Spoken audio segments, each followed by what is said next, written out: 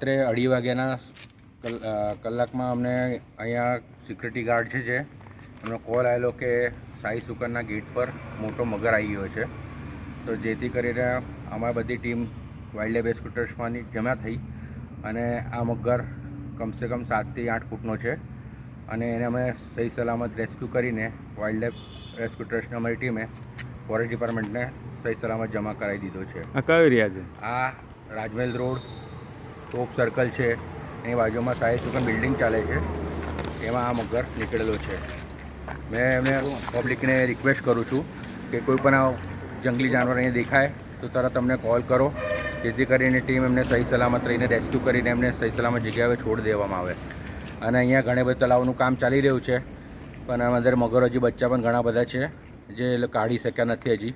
તો એ લોકો બિચારાને બહાર પાણી નહીં મળી રહ્યું તો બહાર આવીને ફરે છે. તો અહીંયા આજુબાજુના લોકોની જાનમાં જોખમ છે, એટલે એમને અમે કહેવા માંગીશ કે જેટલું બને એટલું કોઈ પણ હોય તો અમને સંપર્ક કરો, જેથી કરીને અમને રેસ્ક્યુ કરીને બી સહી સલામત સ્થળે પહોંચી કરી દેવામાં આવે.